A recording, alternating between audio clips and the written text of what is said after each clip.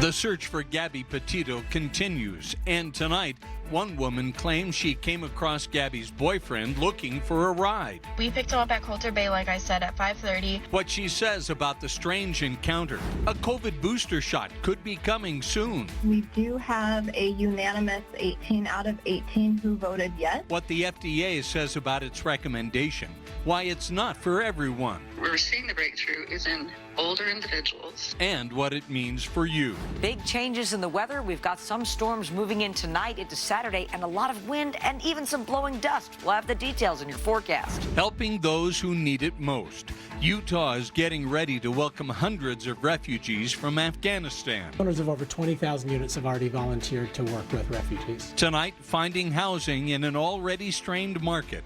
Plus, the amazing work behind the scenes to make sure they can start a new life. Developing right now in the search for Gabby Petito, the FBI is looking for both Gabby and her boyfriend, Brian Laundrie. Earlier tonight, authorities converged on the Laundrie family's home in Northport, Florida. They spoke with Brian's family and were trying to find him, but he was nowhere to be found. Laundrie is a person of interest in Gabby Petito's disappearance. She vanished a few weeks ago after visiting national parks with Laundrie in Utah and Wyoming. Tonight, we are hearing from a woman who claims she and her boyfriend encountered Brian Laundrie last month alone in Grand Teton National Park. Fox 13's John Franke shares her story. That TikTok user is named Miranda Baker, and she's from Wisconsin. She posted a series of videos on TikTok on Friday. Now, she claims, along with her boyfriend, they met Brian Laundrie at a rest area in this park. Here's part of her explanation for sharing that story. Hi, my name is Miranda Baker, and on August 29th, my boyfriend and I picked up Brian at Grand Teton National Park at 5:30 at night at Coulter Bay. I'm hoping this can help someone identify him because I saw him from TikTok, which then made me call the authorities, and my boyfriend and I have been in contact with a bunch of different people to help piece together different parts of this case. She claims this happened near Coulter Bay. That's on the northern section of Grand Teton National Park. It's one of the less crowded areas. We went there today and encountered a few families having picnics, also some people on the beach at the lake as well. Now, here's more of her account of what happened. We picked him up at Coulter Bay, like I said, at 5:30. He approached us asking us for a ride because he needed to go to Jackson, which we were going to Jackson that night. So I said, hop in. He hopped in the back of my Jeep. We then, proceeded to make small talk, but before he came in the car, he offered to pay us like $200 to give him a ride, like 10 miles. So that was kind of weird. He then told us he's been camping for multiple days without his fiance. He did say he had a fiance, and that she was working on their social media page back at their van. And we want to be clear that neither the police, the FBI, nor Gabby's family have confirmed anything in Miranda Baker's account. Of course, social media is full of theories and possible sightings, but we want to share this with you because of the level of detail in her story. Reporting from Grand Teton National Park, I'm John Franke. The Grand County Sheriff's Office says they have determined the double homicide case involving Crystal Turner and Kylan Schulte is not related to the Gabby Petito case. Kylan and Crystal were found dead in the LaSalle Mountains on August 18th. Around the same time, Moab police dealt with Gabby Petito and Brian Laundrie. But they say the two cases are not related. Now, the woman who used to lead Utah's efforts to prevent domestic violence says police body camera video shows risk factors that Gabby Petito and Brian Laundrie were experiencing. Jen Oxborough is the former director of the Utah Domestic Violence Coalition. She praised Moab police for how they handled the situation where Gabby and Brian had been fighting. She says couples and the public need to know the warning signs of dating and domestic violence. They're isolated, right? They're traveling alone together in a van across the country. That can be a stressful situation. They both talked about having a hard time with their mental health. They talked about an ongoing pattern of stress and aggression with each other. Moab police did not arrest or cite Petito or Laundrie, but did separate the couple for the night. If you or someone you know is experiencing domestic violence, there are resources available. Just call the number on your screen, 1-800-897-LINK. That's 1-800-897-5465. And if you are in immediate danger, call 911. Stay with Fox 13 News as we continue to track the search for Gabby Petito, both on the air and online. If you have seen Gabby or have any information that can help investigators, call 1-800-CALL-FBI. That's 1-800-225-5324. A third COVID-19 booster shot could be on the way from Kaiser. Today, an FDA panel decided there is not enough evidence yet to declare whether a Pfizer booster shot would be beneficial for those 16 and up. However, they did endorse the shot for adults 65 and older and people at risk of severe disease. Fox 13's Haley Higgins looks at this development and what it means for Utah. The same Utahns who qualified first for the COVID-19 vaccine are the same group the FDA Advisory Board feels comfortable giving a third Pfizer vaccine. Americans aged 65 and older, people at high risk of severe illness or exposure at work. We do have a unanimous 18 out of 18 who voted yes. After an extensive discussion Friday, the board shot down Pfizer's request to approve the booster for anyone aged 16 and over. This vote did not pass. Intermountain Health's medical director of preventative medicine, Tamara Sheffield, listened in on the 9-hour meeting, and she spoke to us by phone. We've got this explosion of cases and hospitalizations, and we've got to do something to control it. And it was very clear that the third dose is not the strategy to reduce the spread of the pandemic. Getting unvaccinated people to roll up their sleeves for an initial dose is still the best strategy, Sheffield says. However, health experts believe a third dose will lower the risk of breakthrough cases among the most at-risk groups. Where we're seeing the breakthrough is in older individuals whose immune systems don't work as well as younger people, and people who might be exposed a lot more to the virus, like due to their jobs, like healthcare workers, or people who have chronic conditions that put them at higher risk of severe disease. The recommendation for emergency authorization is for a booster shot 6 months after the second dose, but it is far from a done deal. Utah's hospitals, clinics, and health departments are awaiting for the authorization and may roll out Pfizer boosters by the end of the month. This recommendation is just from the advisory board. The FDA will then make the final approval if Pfizer can give a third shot.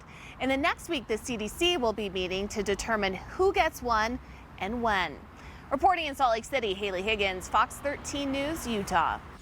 New at 9, Utah legislative leaders and Governor Spencer Cox are opposing President Biden's push to require large employers to vaccinate employees. In a joint statement, the Utah House Speaker, Utah Senate President, and the governor and lieutenant governor say the mandate grossly exceeds the president's authority. Not only is this mandate contrary to his previous promises, they say, but this declaration violates the principles and processes that are the bedrock of good government. But last month, the Cox administration told Fox 13 News they would support any business that mandates vaccines for its employees. The governor's office tells us tonight they have not changed their mind. They support a free market business decision to mandate, not the government requiring a business to do it. Well, Dina Friedman joins us tonight. Dina, I am hoping for a very short honey-do list tomorrow. I know, you're really hoping that we get these storms so you can just sit inside and hang Would out. Would that be so bad, You know, really? It depends what your preferences are, but sure. It looks like tomorrow we are going to definitely have some thunderstorms, especially in the afternoon. Looking at tonight, though, it's still clear and it's pretty calm out there. It's nice and comfortable outside. We're starting to see some moisture now approach the southwestern portion of the state and some cloud cover, too. So when the sun comes up, we'll start start to feed more energy into this, and then we will see some thunderstorms develop tomorrow morning. As far as the smoke goes, a lot of people wondering about that and how with our storm systems, how things shape up here. It will still be hazy tomorrow, and then we'll have some active weather, and it'll still be really dusty and windy on Sunday. That will be the big story then.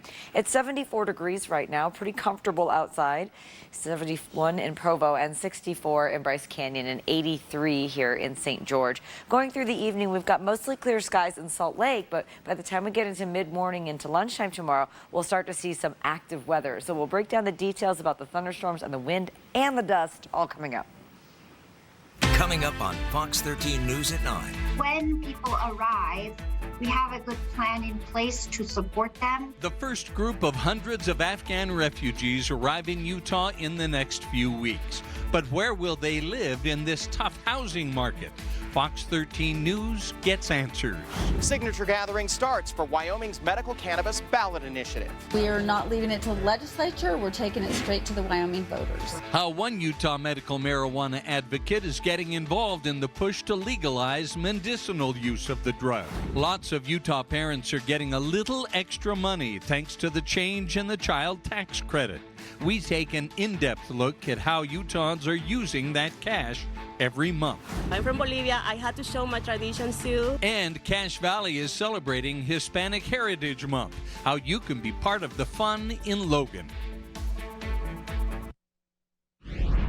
In national news, eccentric Manhattan millionaire Robert Durst was convicted of first-degree murder today.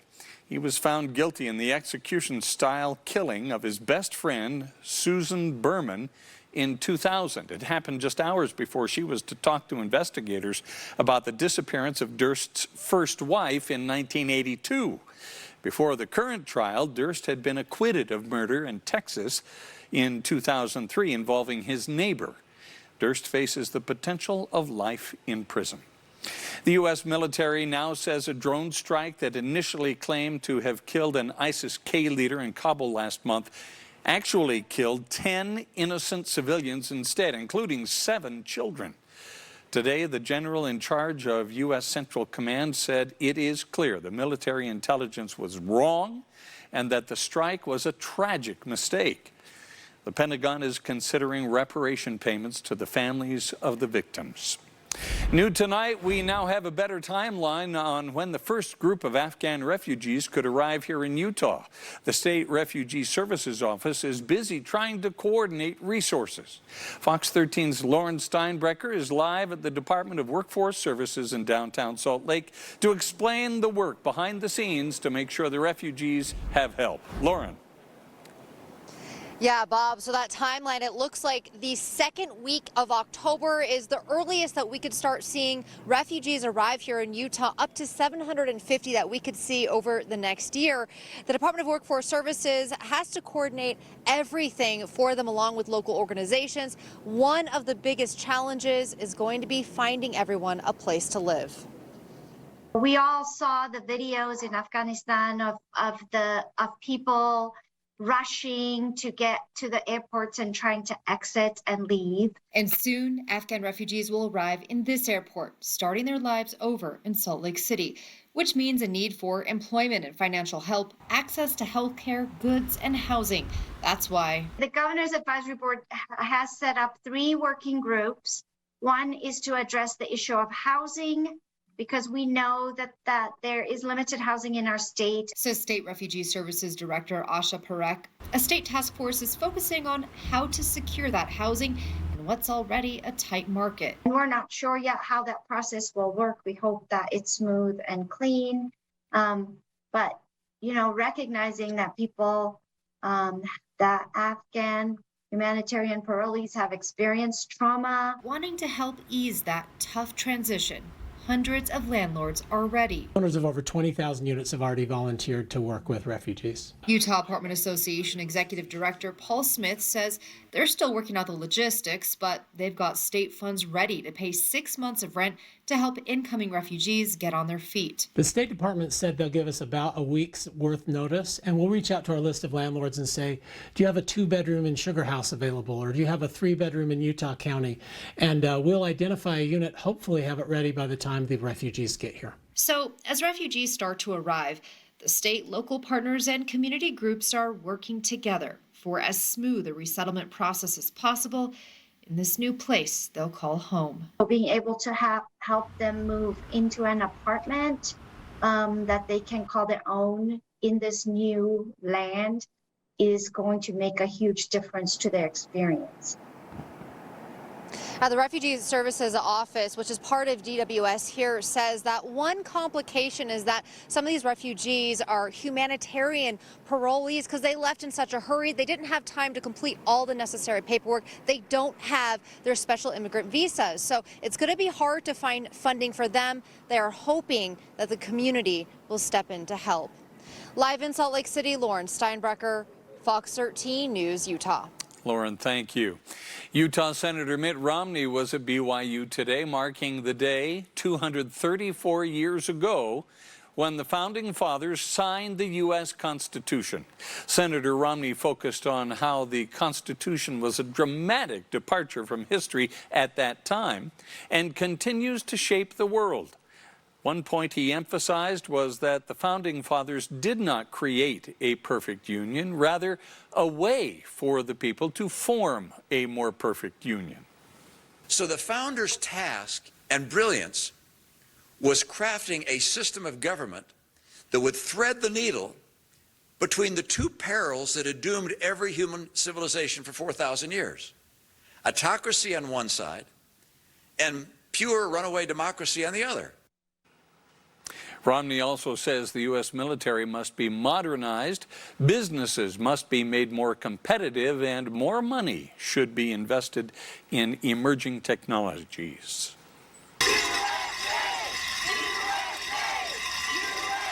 Washington County also marked Constitution Day with a bell-ringing ceremony this afternoon.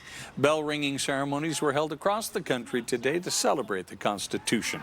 Organizers hope Constitution Day will eventually be celebrated as widely as Independence Day.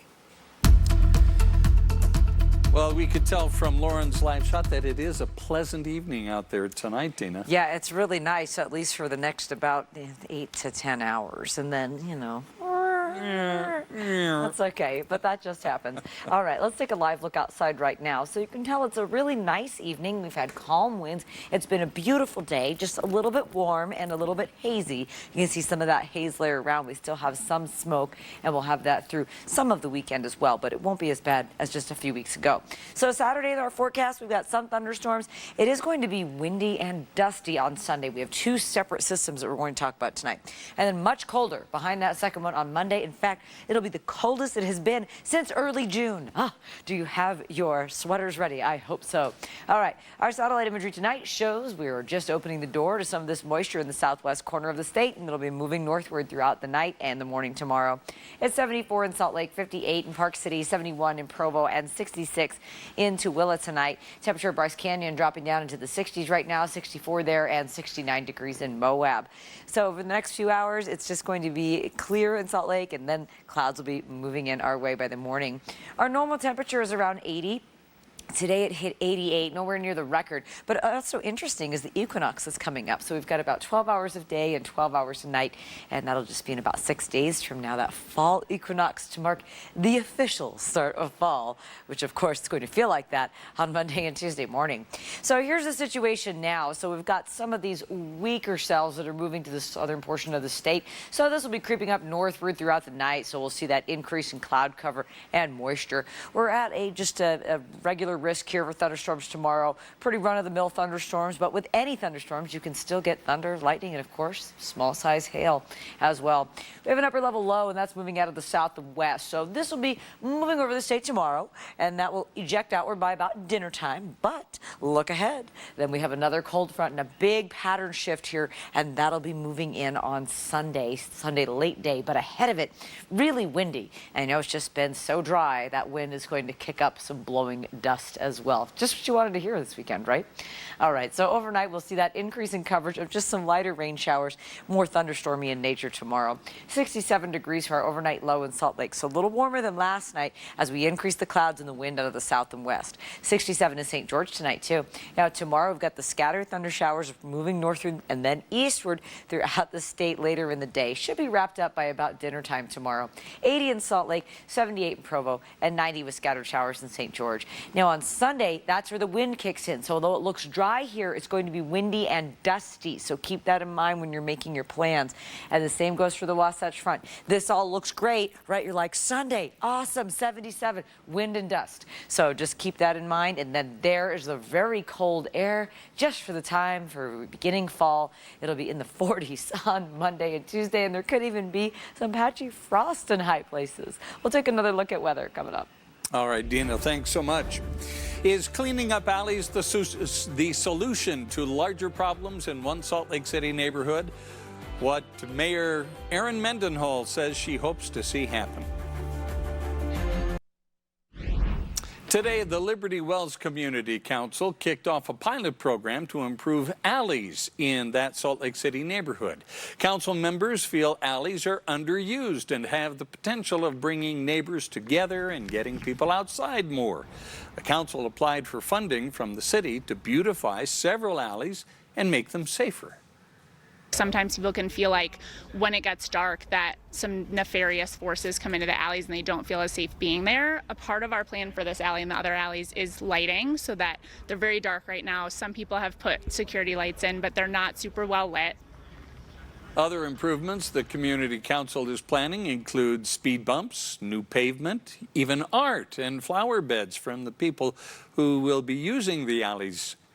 Council members hope the experiment will help other communities realize they can advocate for similar things and get the resources they need to improve their neighborhoods too.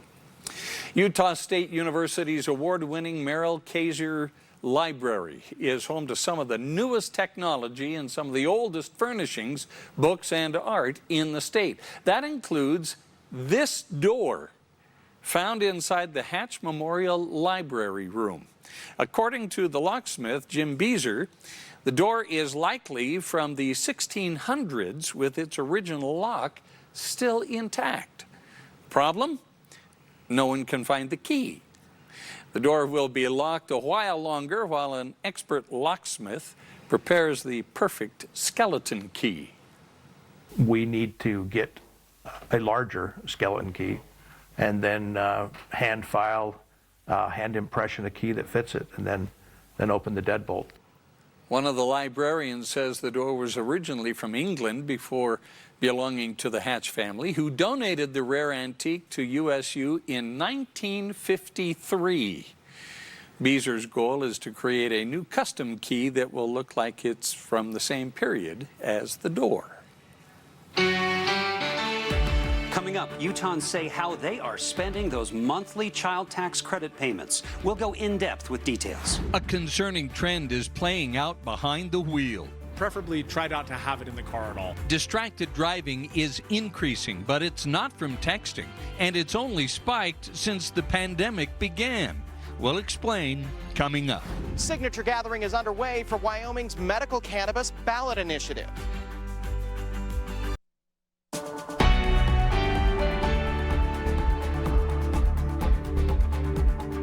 Many parents who are expecting another child tax credit payment this week have yet to see it. They've already received 2 payments on time. The IRS has no comment right now. Experts at Jackson Hewitt reportedly say the delay is unlikely to last long. Parents should check their bank accounts and the IRS website to ensure their banking information is actually correct. Those delays may be impacting Utahns more than others because Utahns receive the credits at a higher rate than the rest of the nation. Going in depth tonight, Fox 13's Max Roth checked to see how they're spending the extra income. Let's catch up on what we're talking about. The American Rescue Plan temporarily increased the annual child tax credit for 2021. The standard annual amount of $2,000 went to $3,600 for children ages 5 and under, and $3,000 for children ages 6 through 17. It also turned the credit into monthly payments of $300 for each child aged 5 and under and $250 for each child aged 6 through 17. Because the payments started in July, they will add up to half the annual deduction by December. Parents will receive the other half on their tax returns. According to the latest U.S. Census Household Pulse Survey, 24% of Utahns 18 and older are receiving the child tax credits, while the national rate was 21%. Utahns have a lot of children.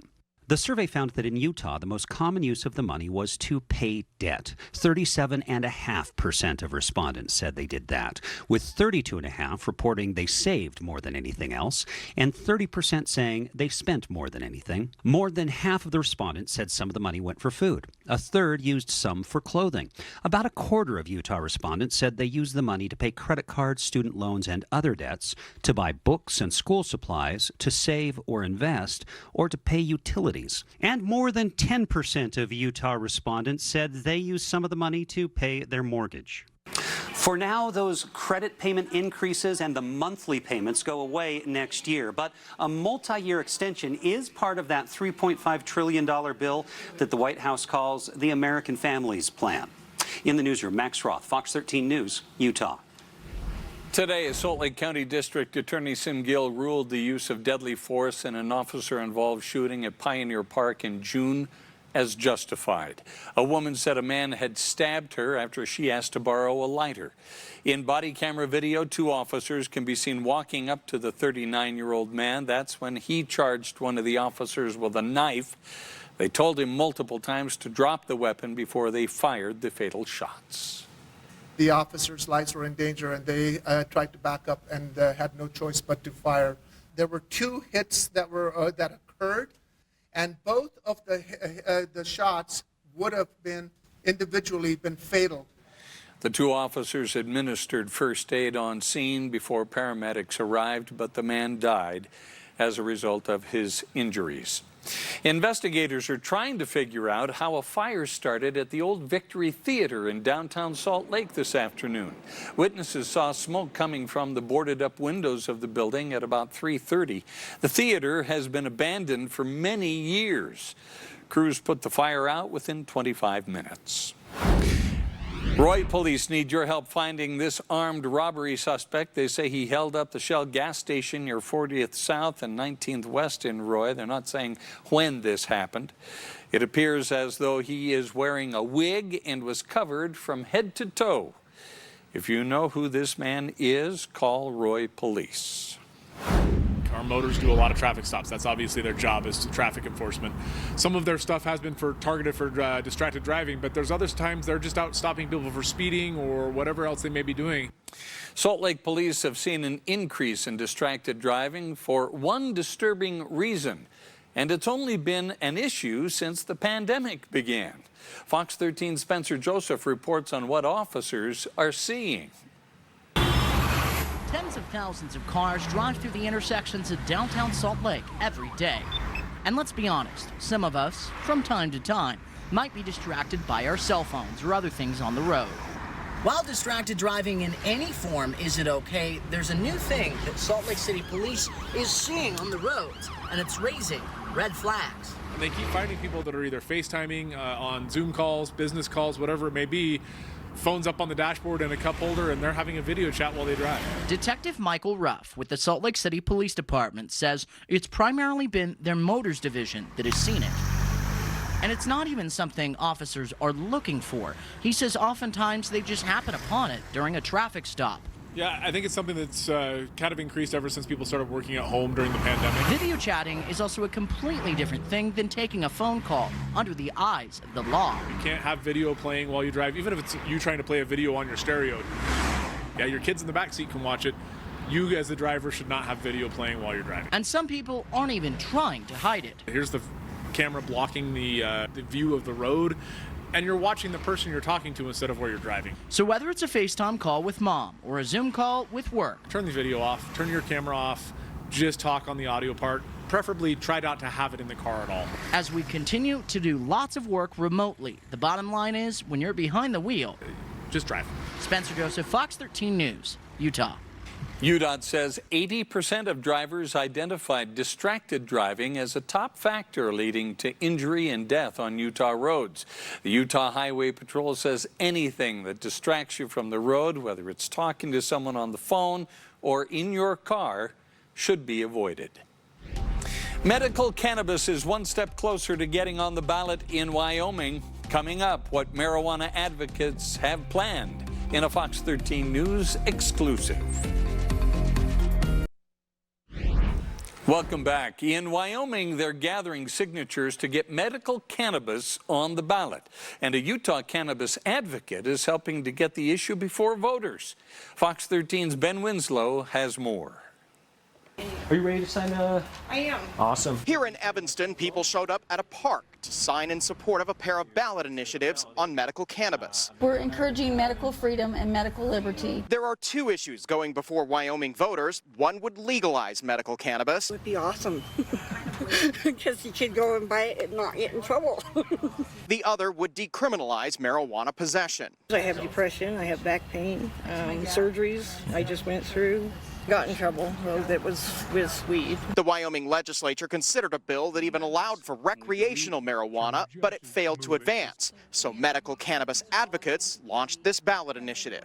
We are not leaving it to the legislature. We're taking it straight to the Wyoming voters. The path is similar to the one Utah took when it legalized medical marijuana in 2018. One of those involved in Utah's medical cannabis ballot initiative is here helping out.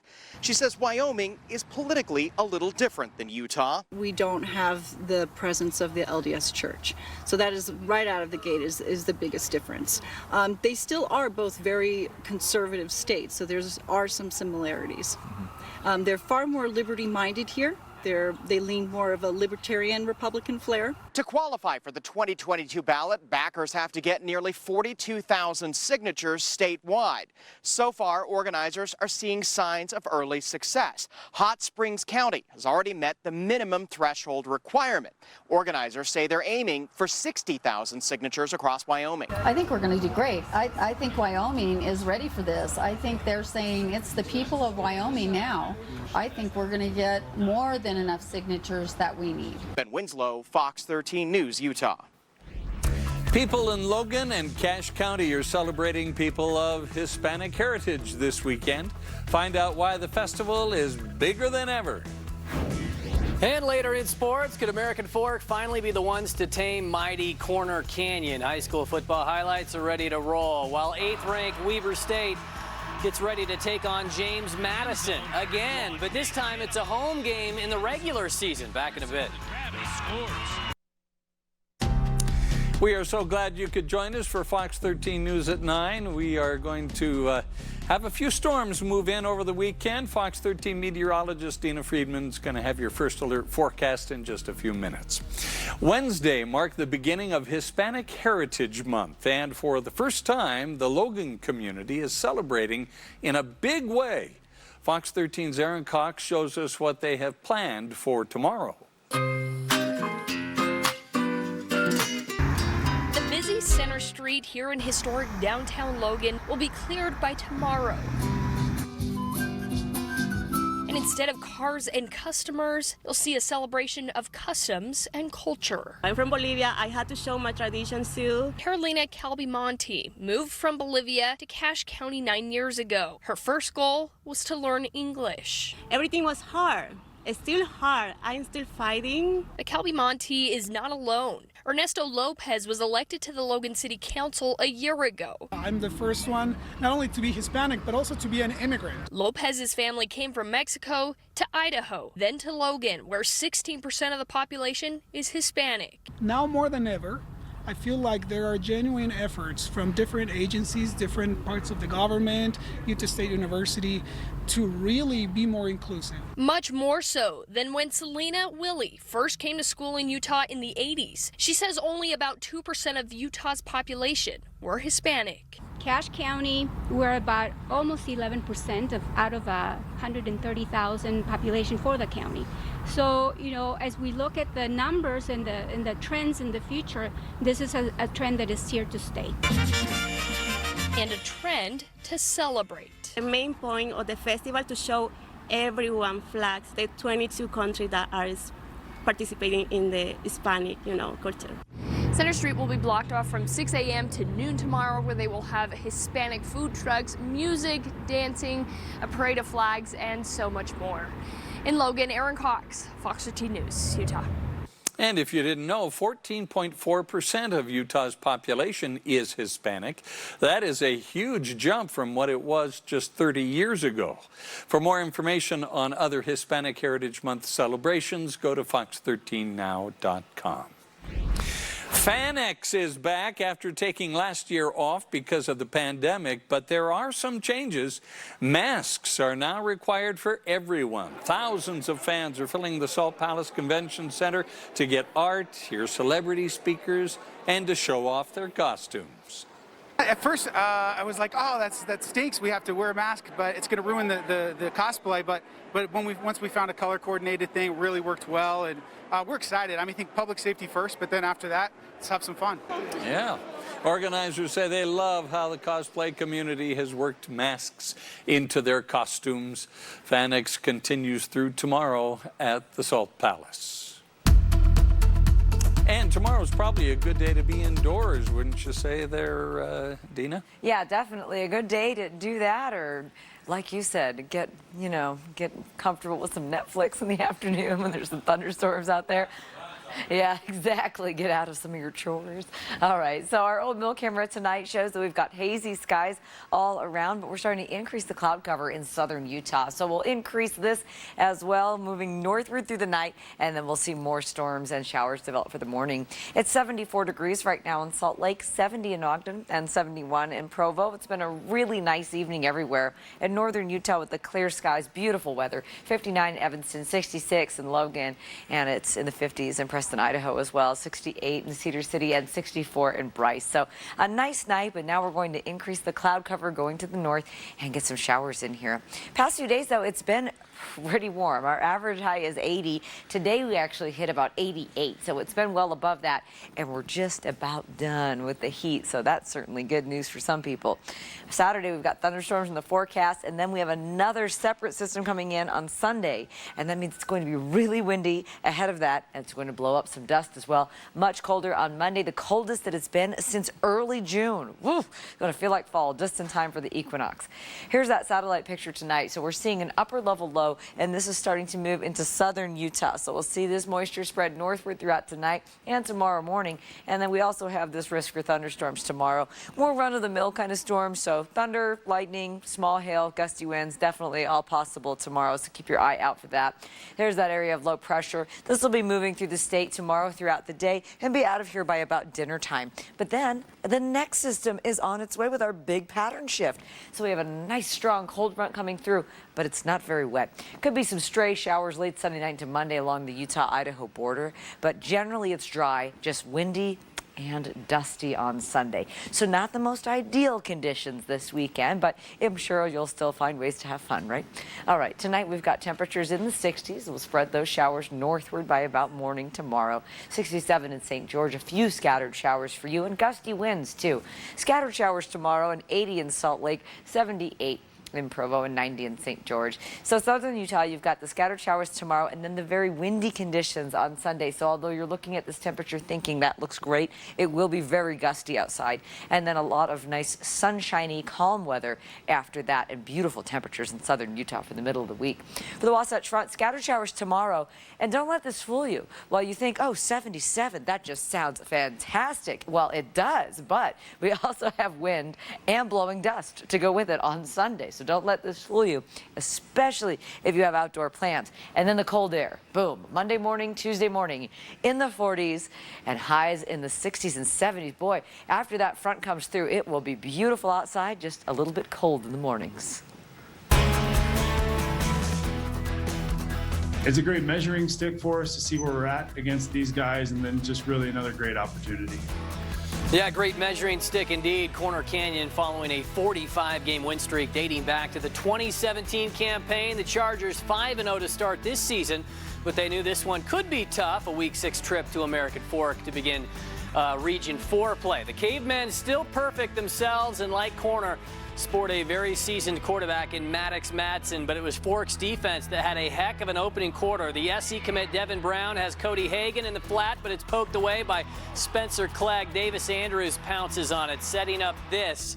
Evan Agor bowls over the line for the early American Fork lead. And then Reds defense with another turnover. Brendan Bourgeois steps in front of the Brown pass, his toughest quarter since transferring in from Arizona for his senior season. Home team with the lead after one, only to watch the Chargers put up 24 points in the second quarter. Trey Kof will scoot and scamper 20 yards to tie it, followed by Brown calling his own number this time, and Corner would just steamroll from there. 51-22 for a consecutive win, number 46 now. Crazy. Go to Region 8 for Timpview and Alta, where there were 8 touchdowns scored between these two in the first half alone. Here's the last of them. Micah Beckstead to lift the Thunderbirds up 14 at the break. Timpview starting half too strong as well. Soon to dispose of the Hawks. It's a 62-21 game in the fourth quarter. To Region 9, where Provo had their eye on a 6-0 start. Got to survive Springville, though. Bulldogs barky, and that is until the dog steps on its own tail. Jace Welsh INT'd by Cole Clement, who has plenty of room to work with. Finally down at the 20. Zach Antonino putting up 3 for the Red Devils as a result of that. But then Provo returns the favor on the defensive side. Logalima Lesa is his name. Provo trying to get on the board, but Springville holds on 4th and short. Stopped a head length short there. Meanwhile, Springville was the first to cross the pylon. Ryder Burton and Seth Rigtrup hooking up here. Then Jaden Toki adding another pick, leading to more Springville points. Provo handed their first loss, 34-14. It would be Springville to score the first touchdown of the game. Yeah, there we go. All right, Bronson Barron will be a game-time decision for tomorrow's top 8 battle against James Madison. The freshman quarterback injured his MCL during Weber State's victory against Dixie State last week, meaning Randall Johnson could be running the show for a while at least. The Wildcats know the Dukes very well. They fell short during a 2017 quarterfinal game in Harrisonville, Virginia, and that was followed up by a national FCS semifinal defeat 2 years later. Just like they were in 2019, James Madison is the number 2 ranked team in America, but this time the game is in Ogden, giving Weber State a golden chance to stamp a marquee win onto their 2021 resume. We have a lot of guys on this team still that have played in those last 2 games, and we just use that as kind of motivation to use it coming into this game. And you have to play a flawless game against these guys. They're a good team. They're going to come out and compete. They're going to be ready. I do think we're a much more experienced team than we were in 19. 19, we went in there with a very immature, inexperienced team, and I think we're much more experienced now, which is good. We got our work cut out for us, but I love the challenge. That game's only the beginning. BYU, Arizona State, that's a big one. Utah at San Diego State. Oh, yeah. Utah State, Air Force, Mountain West Conference. All of these are huge games. Yeah, we'll roll through them tomorrow. All right, very good. Thanks, Morgan. We'll be right back. Okay, here's another reason it's the greatest snow on Earth. Did you know that a study published in the journal Frontiers in Psychiatry says skiers have a nearly 60% lower incidence of anxiety compared to non-skiers? That's why Dina moved here all those years ago. Yeah, back in the day. That's why she's so happy all the time. That must be it. Thanks for being part of Fox 13 News at 9. Quick cast up next.